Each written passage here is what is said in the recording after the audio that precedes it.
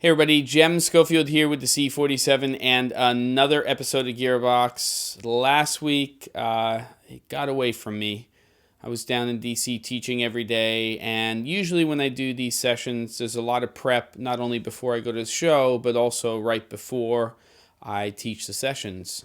Some new camera systems that I had to go through, like the EA50, which is an interesting camera. The one thing I found that was really odd about it was that when you went into the menu system, which is almost identical to the FS100 and the FS700, when you switch between ISO and gain, if you set your ISO to 160 and your gain to 0, that's where there was no change between the two.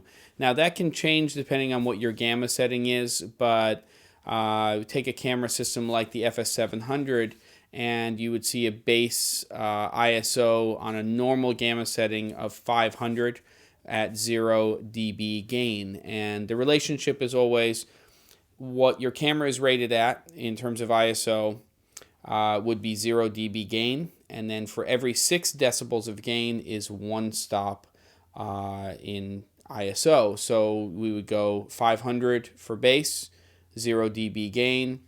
1000 ISO would be 6 dB gain. So if it's at 160, then that's relatively low, but I did see that because of that larger sensor that you could boost the thing to pretty high levels and still get a pretty clean image. So you could definitely go a few stops above 0. So, or 160. Why do I have a Mathellini or a Cardellini clamp here on a C-stand? Well, with a towel, which seems kind of strange, but not really. Today I was actually taking a photograph of a large print that had glass. It was a framed print of a piece of artwork that I bought at an auction for my kid's school. Pretty cool, actually. It was a reimagining or reinterpretation from 9 students of Starry Night from Van Gogh. So you had 3 in the top, 3 in the middle, 3 in the bottom, and then basically these were framed, mounted and framed to create the complete picture. So very, very cool.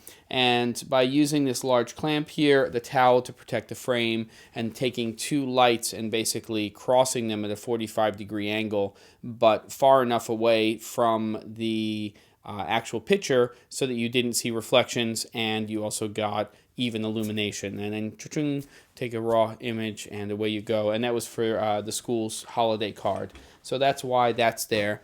So again, sorry about last week. It just was a little crazy, and then I went right into my weekend workshop at ABLE on shooting, lighting, and conducting interviews, which I will be doing, by the way, at NAB as a one-day session as part of the Post-Production World Conference.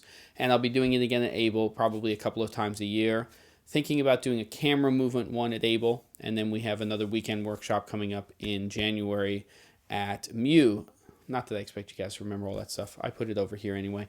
But still trying to sort out this whole format thing of how I'm going to be dealing with Gearbox or content in the new year. Obviously, I'd like to be able to do an in-depth daily episode, but it's really hard when it's just me.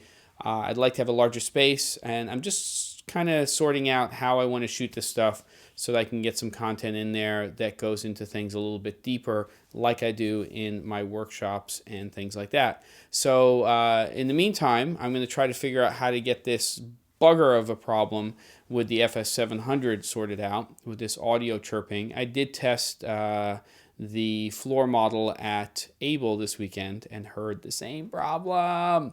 So let's just see how that goes, and I'll see you guys next time on Gearbox.